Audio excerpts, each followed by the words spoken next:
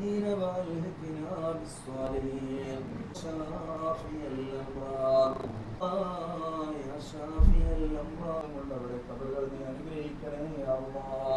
ഇന്നാണ് മുത്തുമണീസ് നമ്മുടെ വീട്ടിൽ വെച്ചിട്ടുള്ള ഇഫ്താർ. കഴിഞ്ഞ 3 നോമ്പിനും നമ്മൾ ടൗണിൽ റെൻറ്റിനായിരുന്നു താമസിച്ചത്. ആ സമയത്ത് ഈ 3 വർഷവും നമ്മുടെ പുതിയ വീടിൻ്റെ പണി നടന്നുകൊണ്ടിരിക്കുകയായിരുന്നു. ആ നോമ്പിനെല്ലാം എൻ്റെ മനസ്സിൽ ഇങ്ങനെ ഒരു ആഗ്രഹമായിരുന്നു, എല്ലാവരും ഫാമിലിയിൽ എല്ലാവരുമായിട്ട് പുതിയ വീട്ടിൽ വെച്ചിട്ട് ഒരു ഇഫ്താർ ചടങ്ങ് നടത്താം. അങ്ങനെ ആ ആഗ്രഹം സാധിച്ചു. വൈകിട്ട് ഒരു 5:30 മണിയായപ്പോൾ എല്ലാവരും എത്തി കേട്ടോ. അങ്ങനെ പിന്നെ ഞാനും അണ്ണനും കൂടി എല്ലാ സാധനങ്ങളും സെറ്റാക്കി വെച്ചു. പിന്നെ ഞാൻ എപ്പോഴും വീഡിയോയിൽ പറയാറുണ്ടല്ലോ മുത്തുമണീസ്, ഞങ്ങളുടെ പള്ളിയിലെ കഞ്ഞി ബിരിയാണി കഞ്ഞിയാണ്. അപ്പോൾ അത് കുടിക്കാൻ എല്ലാവർക്കും ഭയങ്കര ഇഷ്ടമായിരുന്നു കേട്ടോ. അതൊരു ഗ്ലാസ്സിൽ എല്ലാവർക്കും നോമ്പ് തുറക്കുന്ന സമയത്ത് ഒഴിച്ച് വെച്ചിട്ടുണ്ടായിരുന്നു. പിന്നെ ഫ്രൂട്ട്സ് കട്ട് ചെയ്ത് വെച്ചു. പൊരിപ്പ് നമ്മുടെ നാട്ടിലെ പ്രധാനമെന്ന് പറഞ്ഞാൽ പൊരിപ്പാണ്. നോമ്പ് തുറക്കുമ്പം പൊരിപ്പ് ഐറ്റംസ് മസ്റ്റാണ് കേട്ടോ.